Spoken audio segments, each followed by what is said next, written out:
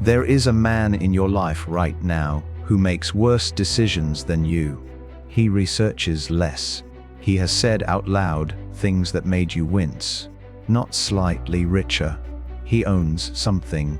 You own an opinion about why he shouldn't.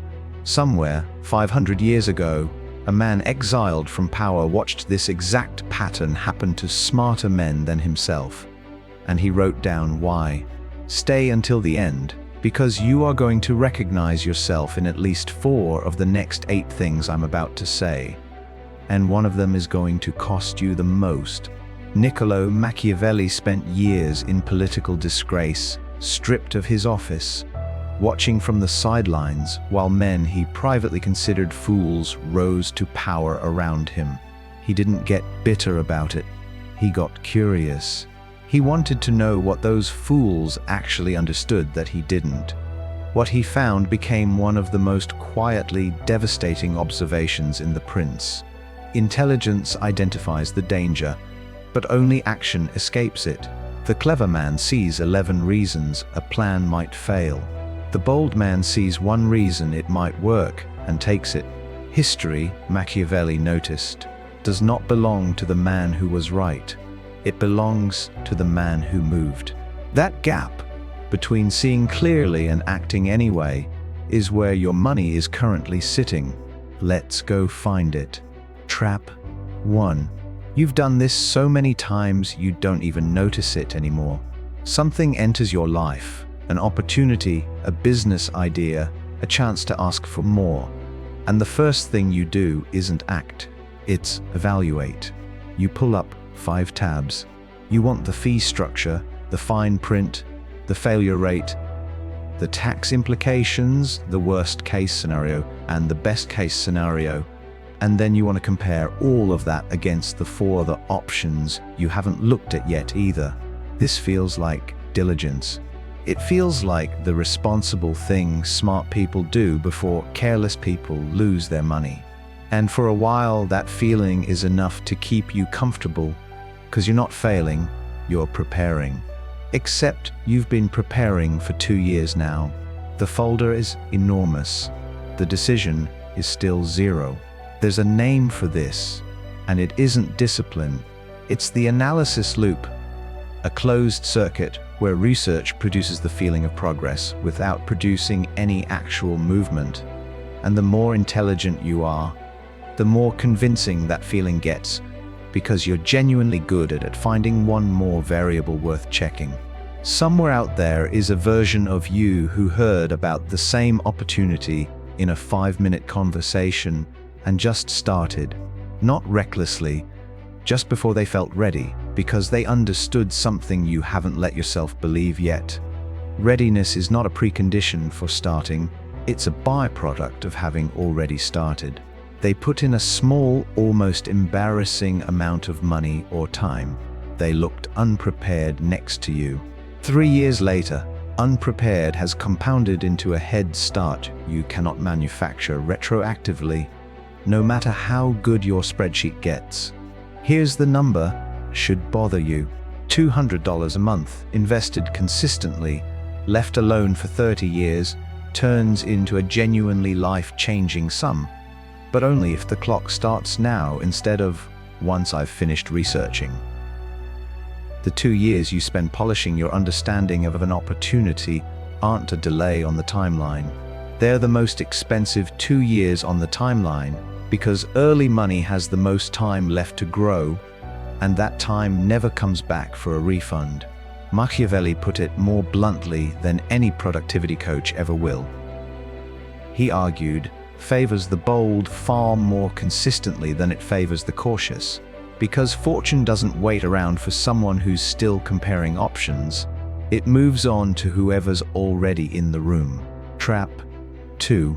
Picture someone who needed the money too badly to be picky about how they got it. No safety net, no cushion of savings to fall back on while they held out for something dignified. So they took the job everyone else in your position would have quietly declined, cold outreach, rejection after rejection, asking strangers for things and hearing no again and again. in a way that stings every single time, no matter how many times you've heard it before. Meanwhile, you were doing something that looked smarter on paper. You were waiting, not lazily. You were applying to the roles that matched your actual qualifications, the ones that felt appropriately sized for someone with your background. You turned down the smaller opportunities because surely someone with your ability was meant for something bigger than cold messages and awkward asks. That instinct has a name, and it isn't professionalism. It's the dignity trap, the quiet refusal to do work that feels beneath you, dressed up as having standards. The person who took the uncomfortable job spent 18 months getting rejected by strangers, and in the process accidentally built one of the most valuable skills that exists: the ability to move another human being toward a yes. That skill doesn't stay confined to the job that taught it. It shows up later when they're negotiating a partnership, raising money, pricing a product, asking for a raise, closing a deal. Every room they enter afterward is different, because they now know how people actually decide things, not how people are supposed to decide things in theory. You, meanwhile, are still exceptionally good at explaining, in detail, why the offers you've received weren't quite the right fit. Machiavelli warned rulers against exactly this instinct, the desire to keep one's hands clean at the cost of the outcome. A prince too proud to do what the moment required, he wrote, was a prince who would eventually be replaced by someone less proud and more willing. Your pride isn't protecting your future. It's guarding the door to the one room where the money actually is. Trap number 3. Ask yourself something uncomfortable. How many things have you started building and never shipped? Not because they failed, because they were never quite finished enough to show anyone. That's the perfectionist's museum, and it is, without exception, the trap that catches the most capable people. Because it only activates when you actually care about doing something well. You get an idea worth pursuing. You decide to do it properly. You build the plan, then improve the plan, then find a flaw and rebuild it. And every time you get close to launching, you notice one more thing that isn't quite ready yet. Months become years. Somewhere in a folder on your computer is one of the most beautifully engineered businesses that has never made contact with a real customer. Somewhere else, someone launched the ugly version. Bad website, confusing pricing, obvious flaws, live anyway in front of real people within weeks. Those people complained. That person listened, fixed the actual problems instead of the imaginary ones they'd have guessed at in a planning document, and kept going. A handful of customers became dozens, became something durable, while your perfect version remained theoretical. An imperfect thing that exists in the world will always out-earn a perfect thing that only exists in your head. Because the market doesn't reward the version you can defend in a meeting, it rewards the version people can actually buy. 1,000 hours spent predicting what customers want will always teach you less than 1 week of customers actually telling you. Trap 4.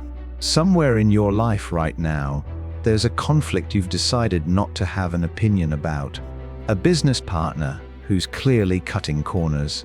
A friend who crossed a line you noticed and never mentioned. A colleague whose behavior you could describe in detail to anyone except the person themselves. You haven't stayed quiet because you don't see it. You've stayed quiet because you see all of it. Every angle, every possible motive, every way the confrontation could go badly. Your intelligence, which is usually your advantage, becomes the exact mechanism that paralyzes you here. Every side of the argument looks reasonable from where you're standing, so you make no decision at all, and you tell yourself that's maturity. It isn't. It's the neutrality sickness, and it's costing you more than you think. Because problems left unaddressed don't resolve themselves quietly. They just grow somewhere you're not looking, until the business is losing money, or the friendship has already quietly ended, and you're the last one to find out officially. This is where I need to raise the stakes on you, because everything up to this point has cost you opportunities.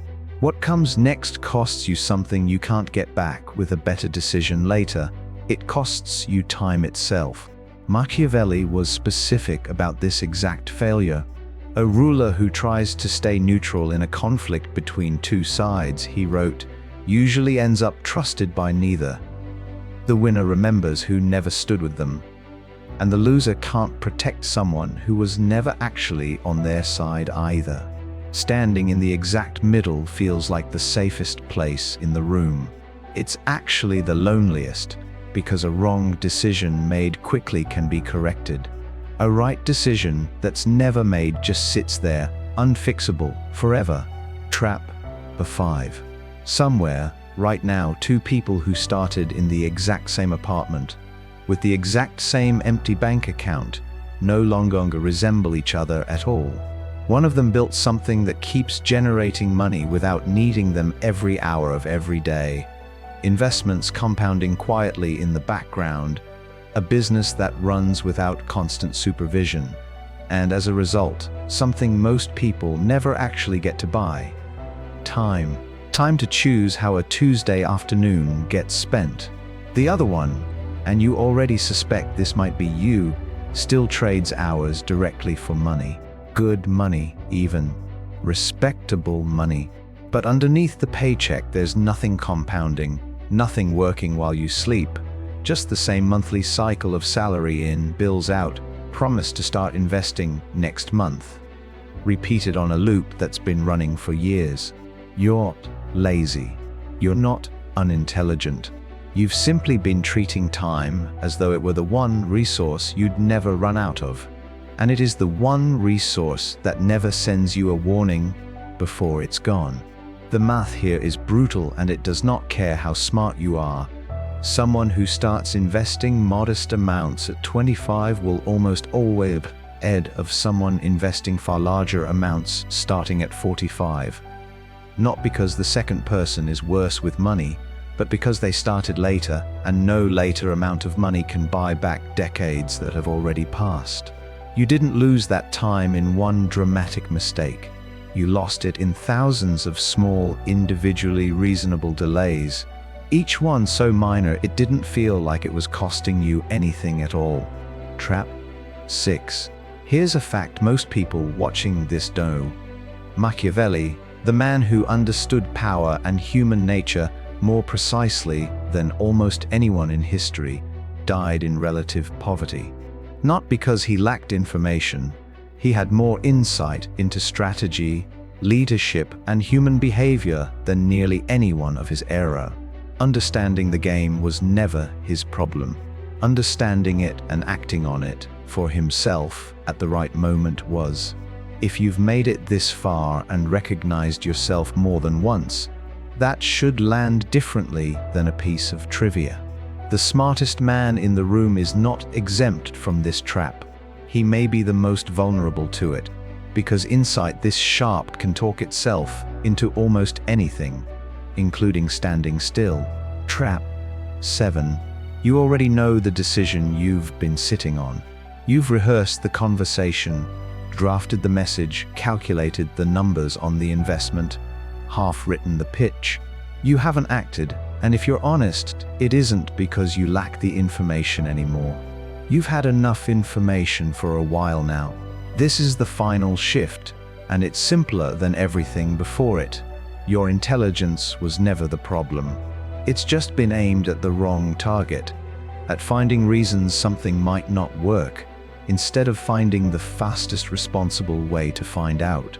Redirect the same sharpness toward movement instead of analysis, and it stops being the thing that's been quietly keeping you broke, and starts being the thing that gets you paid. 3 tools, and then we're done.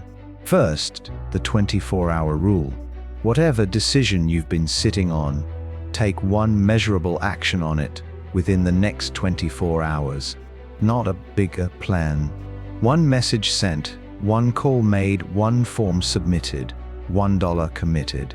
The size of the action doesn't matter nearly as much as the fact that it happened.